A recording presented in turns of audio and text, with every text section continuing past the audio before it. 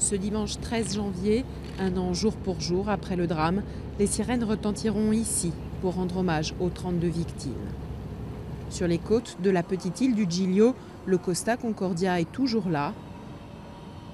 Des grues, des plateformes, des barges, un véritable chantier flottant s'est déployé autour du navire. Les travaux d'enlèvement avancent, mais lentement. Alors que le renflouement du mastodonte de près de 115 000 tonnes était prévu au printemps, il a été repoussé à septembre, au minimum. On ne peut pas prédire les imprévus qui pourraient encore retarder la date d'enlèvement de l'épave. Mais j'espère vraiment que le bateau sera enlevé avant la fin de l'année. Je pense que c'est vraiment le meilleur projet qui a été choisi, mais dans sa phase initiale, les délais ont été sous-estimés.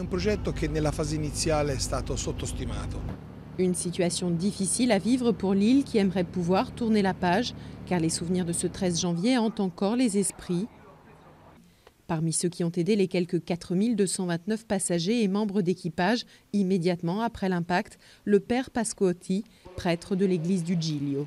Du naufrage, il a conservé différentes reliques, un gilet de sauvetage, une cape contre le vent, des morceaux de pain ou encore la Madone qui était à bord du Costa Concordia.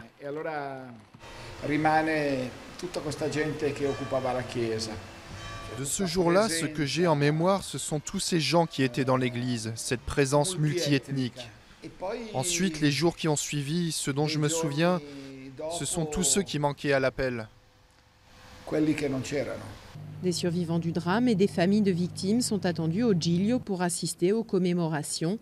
Point d'orgue de ces célébrations, le rocher dans lequel était venu s'encastrer le Costa Concordia sera rejeté à la mer, là où il a été arraché.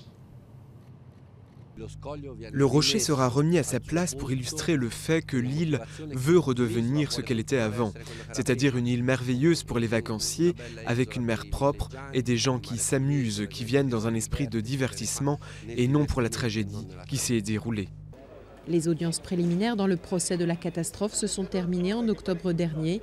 La justice italienne devrait bientôt décider du renvoi en justice de 8 des 10 personnes impliquées, et notamment du commandant Schettino, accusé d'homicide par imprudence, naufrage et abandon de navire.